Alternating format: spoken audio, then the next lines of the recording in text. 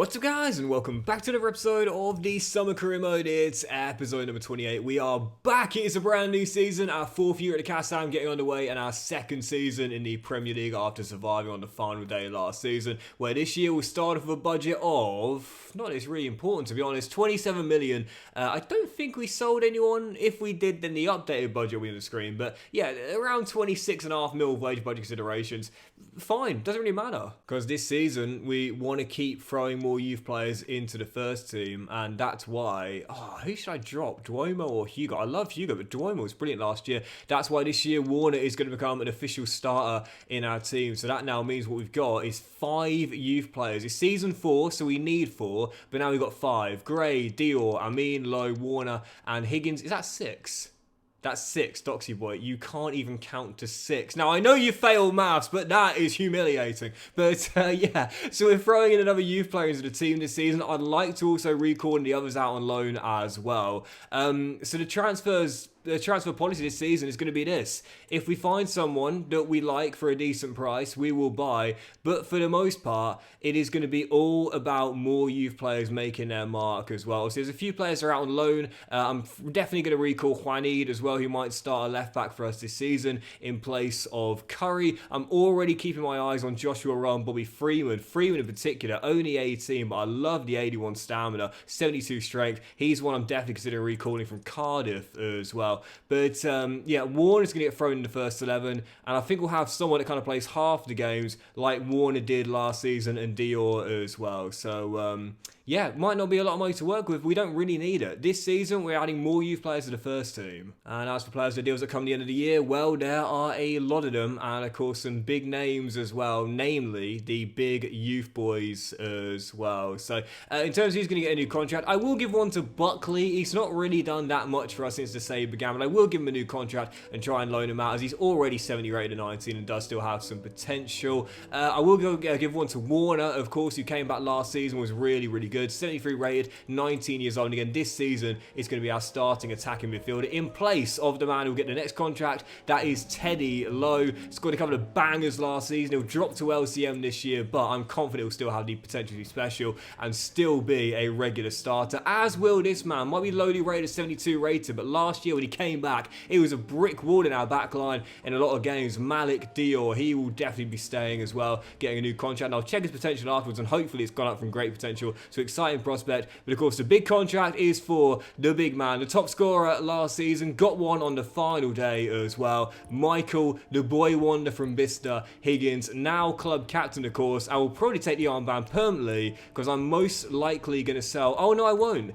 No, I won't. I'll show you in a minute, but I was going to say he's going to take the armband permanently, but he won't, because Cameron Brannigan is retiring come the end of the season. But as for the rest of the players, yeah, they'll probably all be going, if not in this summer window, then come the end of the season. Oh, I can't believe it. Teddy has had a potential downgrade, and I'll be fuming if Warner's not even got potential anymore. What? And, I mean, I kind of understand because of that we recalled him. And how have they downgraded Higgins? This guy he was 19 doing what he was doing. How have you downgraded Higgins? Are you serious, EA? He's the boy wonder, not the boy bust. And I'll be fuming if Malik's had a potential downgrade to nothing. He's still got to show great potential, but what about Amin? He's also had why would you do that? I'm choking on the frustration. How? Oh, this is what really frustrates me with EA. Like, how on earth would those players after that season deserve a downgrade? That makes literally 0 sense. Like, now listen, the Warner one, I would accept. You can definitely say, well, Doxy boy, you're a moron, and that's why you don't recall a player midway through the season. I accept the Warner one. That's fair enough. It still shouldn't happen, but I understand. I knew the risk. I took the risk, and of course, it was a gamble that, when it paid off for our survival, and had he not scored that winning goal against Southampton, then we would have gone down. So, I mean, it was a gamble that paid off, but it came at what cost? At what cost? A potential downgrade. But the others, I mean, How on earth do Higgins and Lowe in particular deserve potential downgrades? In what world? Now, speaking of youth players, the one thing I am going to do for this season is give a couple of pro deals for my big stars in the academy, one of which is, of course, that Haiti winger who we found last season. My goodness, this dude looks incredible, man. Already absolutely rapid, only 16 years old, and that potential range, 91, 94, is one of the highest I've ever seen in my academy. For those curious, the highest I have seen is 92, 94, so he's very close to a joint highest I've ever seen. And also Samuelsson, we picked him up from Sweden. That's the elite goalkeeper we wanted. We found him. Oh yeah, Chad Gray. Has his potential been upgraded for the season? Now, it was showing great. He's got nothing. He was 7th in clean sheets last season as a teenager.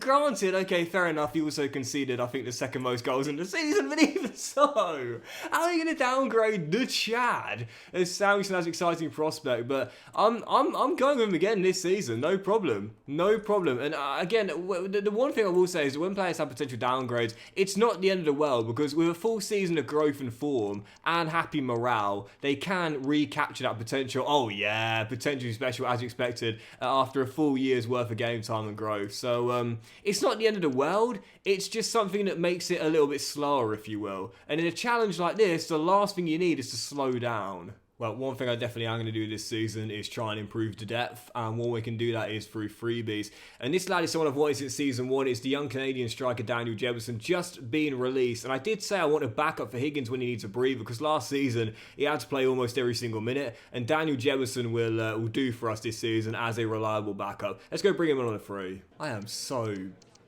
annoyed about those potential downgrades, man, because fair enough, I can understand the Warner one, and if you want, I can understand Mallet not getting an upgrade, but the others make absolutely zero sense, seriously. But it's okay, it's alright, like I said, we can get it back with a good season of growth, with form and play time as well.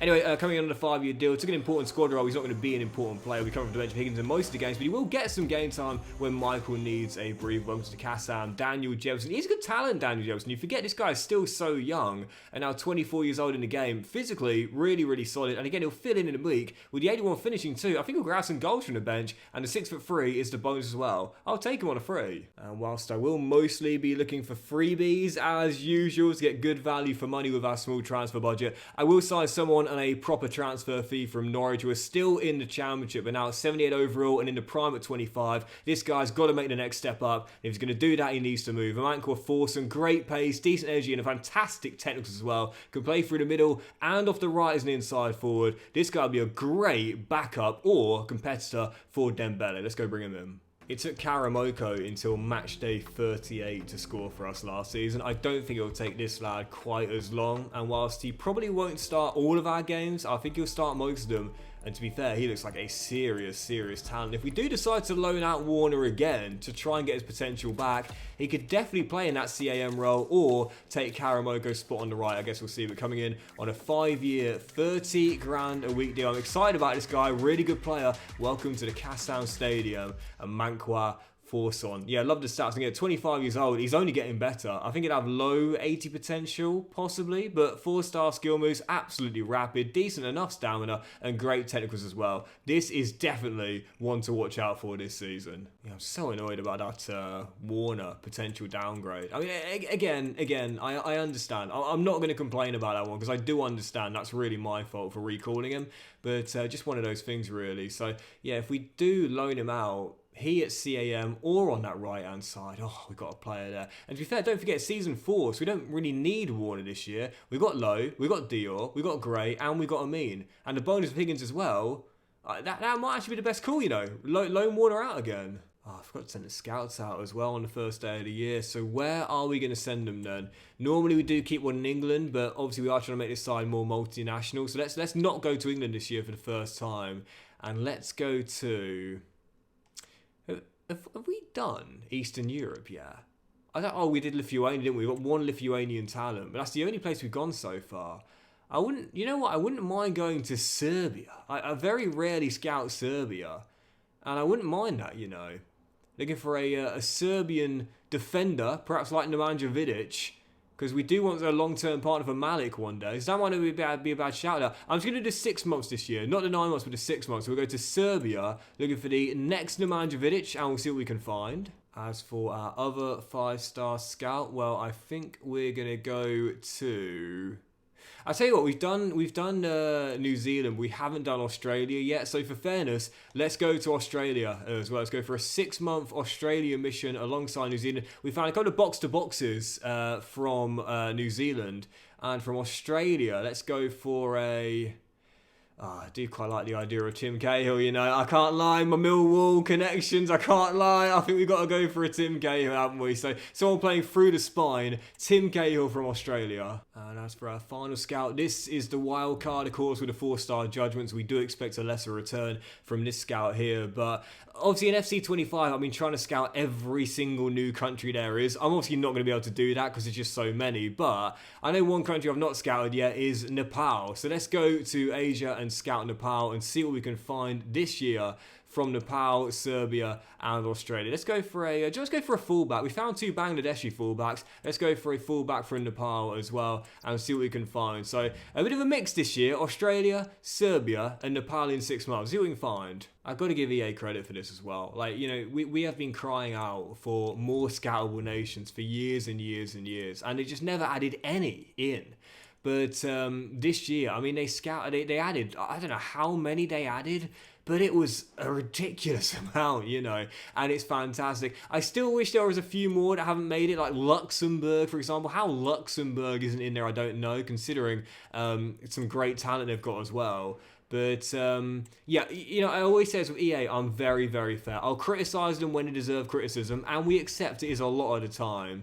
But they also do deserve praise at times as well. And for the amount of new nations that are scoutable this year, fair play. I only hope it improves and there continues to be more going forward. The next thing I wanted to do is sort of the name pool out as well, so there's more variety on surnames. And a couple of quick sales as well. These will probably be the only permanent departure we have this season due to our small squad size, but both of these guys on the transfer list. Paqueta from season 1, staying within the UK, but going to Swansea for the rest of his career, it seems. And Japhet Tanganga picked one of 3 last season, so already making 7.5 mil on a profit on a player that wanted a transfer request. It's not a bad bit of business, I guess, all things considered. He's off to Celta Vigo for 7.5 mil. So just loaned out 4 of my youngsters, Buckley to Aruka, Butkus has gone, as has Samuelson, and that fantastic young Haitian winger who of course we're really excited about. So we're lone watch right now. Freeman hasn't grown for this season yet. Buckley's already had the 1, and Butkus has just had a +8 as well since going out. And so this is why I often say that loaning is the right thing to do, because sometimes players won't grow at all when you loan them out, and it might grow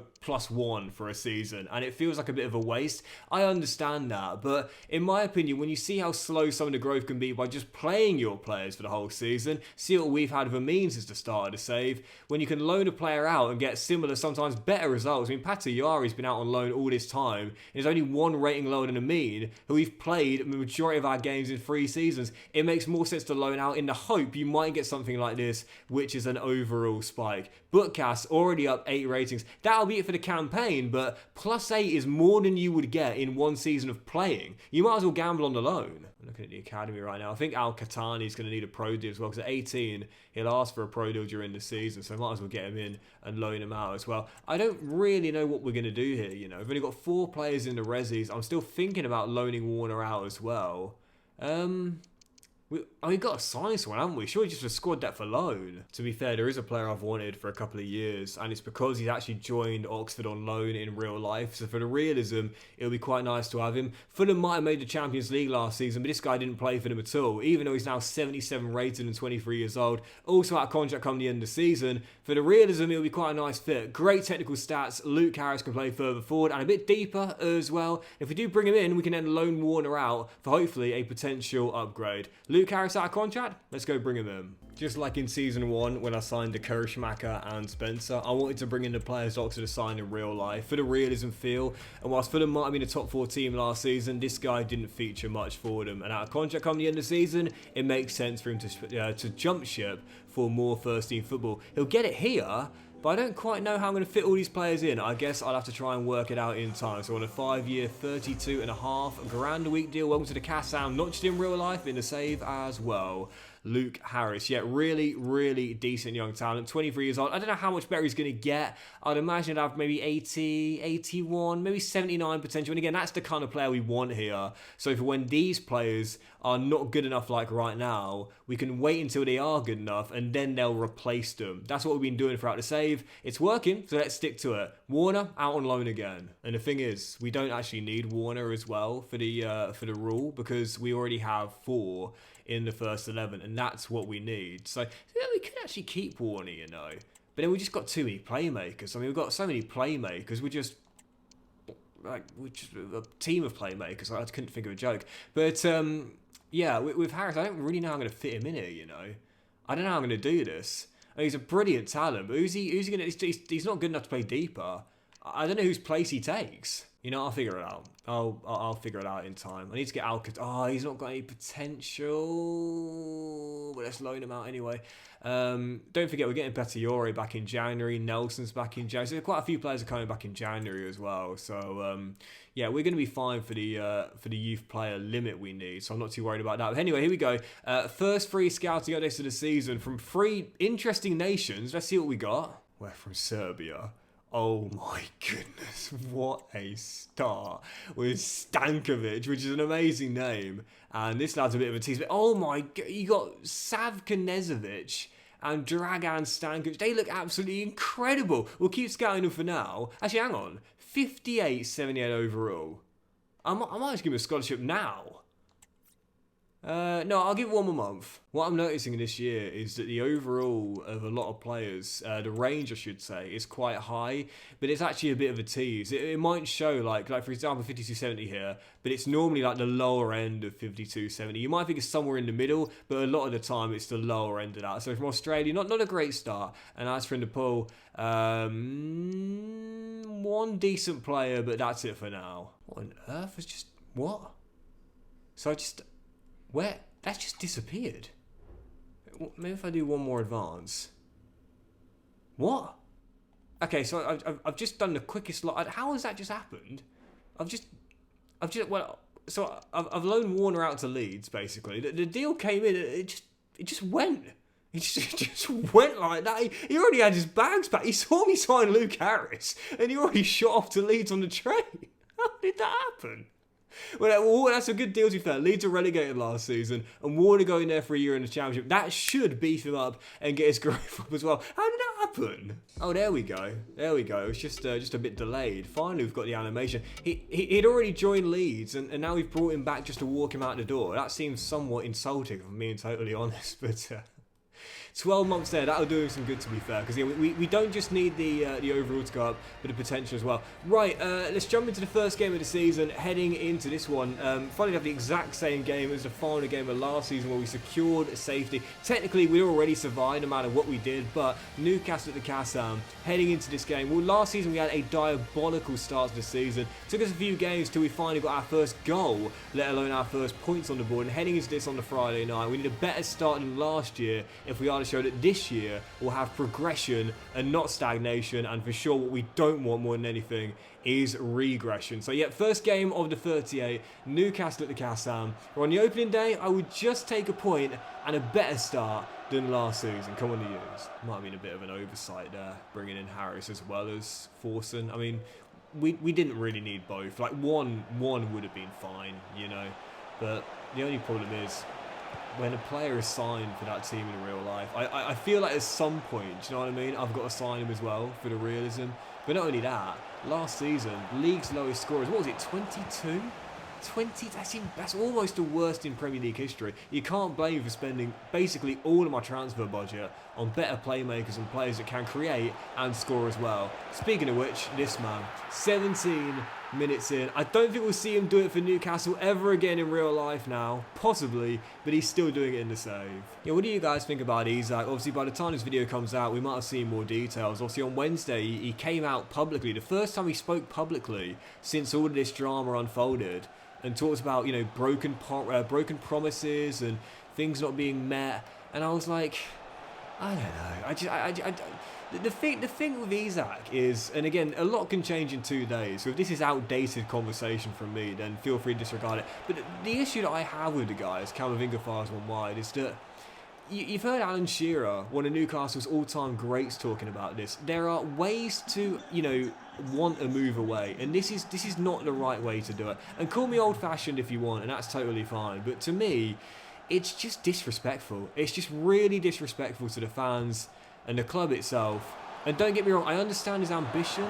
Can Newcastle win the Premier League in a few years and a Champions League too? Well, maybe. You never know what their trajectory is going to be at this point right now. But for Liverpool, they could do that this season. And a footballer's career is short, as we know. And they're just one injury away from the whole thing being over. I understand it from his perspective, but I also think the way he's gone about this is very disrespectful. I understand his decision in wanting to move. I also think the way he's done it is not on, in my opinion. And maybe I'm being old-fashioned here, but that's the way I see it. Clubs, as well as players, have their best interests at heart, and if it goes against what the other wants, then tough luck, so be it. We've seen this time and time after again, of clubs being ruthless and players being ruthless for their best interests, and that's fair. I think that's fair game. We've all come to accept that now in the modern game of football. We've kind of got past this whole point of #loyalty. Like, we understand it now. But ultimately, what a finish that is, Anthony Gordon. Ultimately, you have to at least show some respect to the fans, both for the club and the player. And I just don't think Isak has done that, really. And that's why I think so many Magpies fans are disappointed about it, Just doesn't feel right. But anyway, 2-0. And what does feel right for them is 3 points, because they're taking it. This is not the start I wanted, and just like last season, we've come out and looked absolutely well off the pace. Well, anyone out there that thought Oxford United were going to take the next step up this year and qualify for the Europa League, think again. Anthony Gordon makes it 3, and whilst we have shown some great progression, we are still the weakest side, if not one of the weakest sides in the division. Just like last year, it is going to be a slog for survival. I think we can definitely survive and be better than last year, but not that much better. Oh, don't let it become 4. Come on, it's the opening night, for goodness sake. Don't let it become 4. The Cassam's virtually empty already, and it definitely is going to be emptying now. I just saw fans get up as soon as that 4th goal went in. Look at the back. There's no one there. Everyone's gone. Oh my goodness. Well, I said it earlier and I'll say it once again. Anyone who thinks this year we're going to have a meteoric rise and finish in the top 7, definitely think again. It is going to be another tough season for the U's, where we need youth player progression. We can't make any more signings now. We've already spent the money. And again, I will say it. This save has been a slog. It's what we wanted, a good challenge, but it continues to look incredibly difficult. And that'll do it for today's episode of the Summer Career, guys. So big thank you for watching. I hope you have enjoyed it. If you have, then please do drop a like. Much love to you all. Have a fantastic day. I'll return in the next one with the rest of the summer window. More youth scouting, aiming for our first youth players of the season. The Carabao Cup beginning, and more Premier League games as we'll go for our first points and also goals of the season as well. Have a great day. Much love, and I'll see you for the next episode very soon.